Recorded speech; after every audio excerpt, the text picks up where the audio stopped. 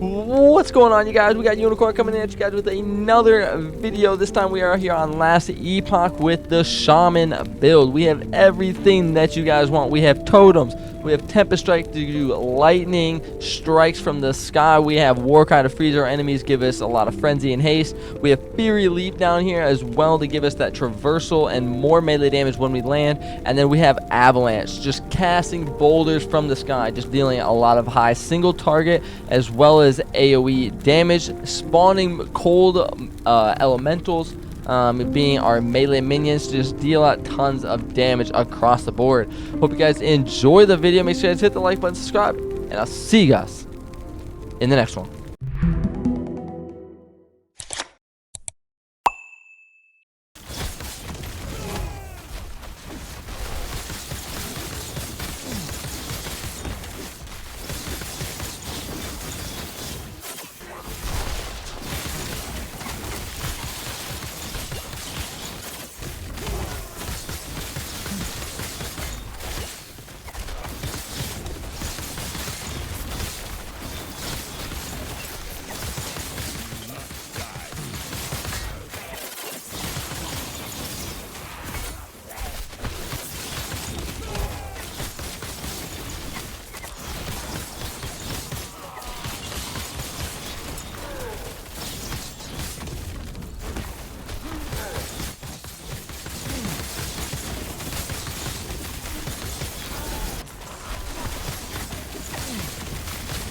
Drop a couple avalanches.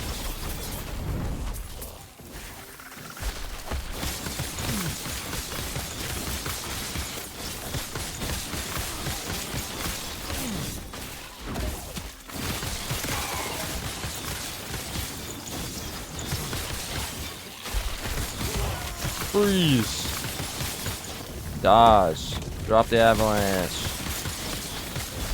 Dead. Give me the life seal. Here's the boss.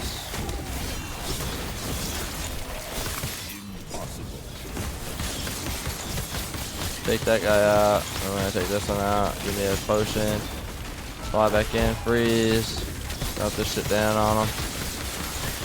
Drop another one. Totem. Give me some more damage here.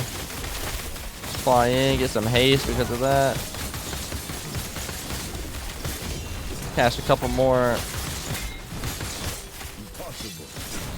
Dodge, jump in, totem, wards, dead.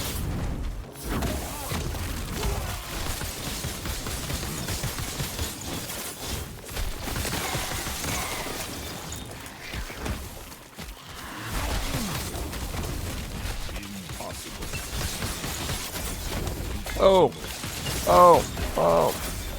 Fly. Freeze. Dead.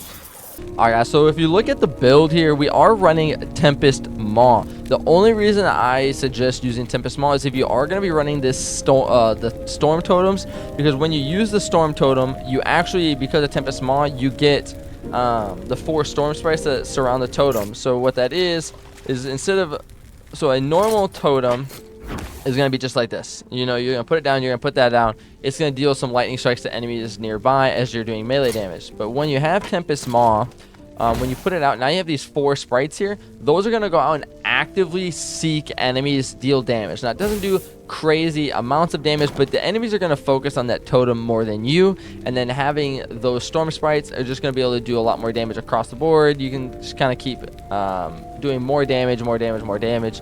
You can scale their the totem's damage with lightning tags, as well as like attunements, totems, anything like that for you. And then the minions are going to spawn off of the spell damage. And then we do have the Font of the Erased here for elemental resistances, just getting ward for the missing mana and just gaining more ward for the mana. The big thing here is you just want to try to get as much health, as much elemental resistance, and then as much leech as you can. Like here on my gloves, I have 10.9 on my melee damage as health, and with a 58% increased leech rate. And then over here on my Beast King axe, I have 14.3% of my melee damage is also going to be leashed as health. Now, the Pearls of the Swine, not a great amulet, for this build, but I do run it because of the 12 vitality, the 7 resistance, and then also the +3 to all attributes. That goes insanely crazy, and because I have the 24 fizz and the 35 necrotic, it does push me up towards the max on a lot of these. We do have a couple things to kind of work on our resistances, but the big thing, just get your resistances, get your health up.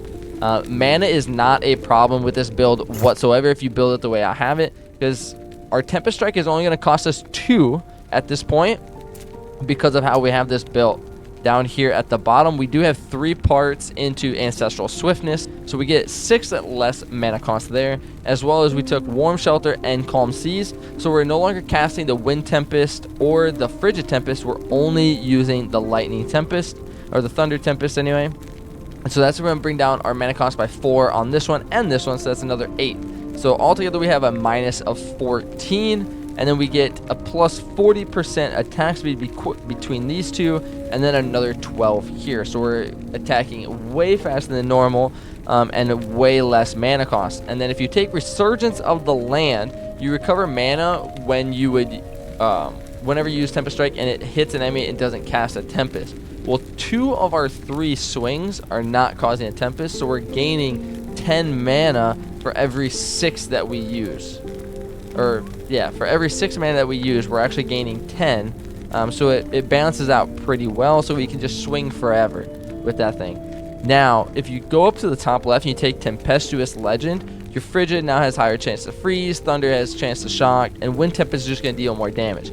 Well, typically we wouldn't have the Frigid and the Wind Tempest being as a factor, but when you go up here and you take Blizzard's Wrath and Grand Cyclone, whenever you attack with Lightning Tempest, you're going to be causing yourself to spawn in Wind Tempest as well as Frigid Tempest at a 10% chance. Now we're swinging quite frequently, so if we're going like this, actually, does it have to hit somebody? I don't remember. No. Yeah, there it goes. So there's a little bit there. So like we're getting like the tornadoes off of the Wind Tempest, and then we're getting those little spikes off of the Frigid Tempest as well. So, I mean, just by swinging those, you're getting to get all 3, but you're also getting that less mana cost. As you see, our mana is not going anywhere, because we're gaining it right back because of our mana gen and everything like that. So you can cast out all your avalanches as much as possible, throw out the storm totems, and you're going to be gaining back all of your mana over time, so you can constantly spam out all these abilities. So this build really helps with just wave clears because of the AoE ability off of your Tempest Strike, the AoE and the high damage output of Avalanche, and then being able to use Warcry to gain that frenzy. You're going to be freezing everything, so it helps you with the AoE clear there. And the Storm Totem is just fun to just use and just to get out there.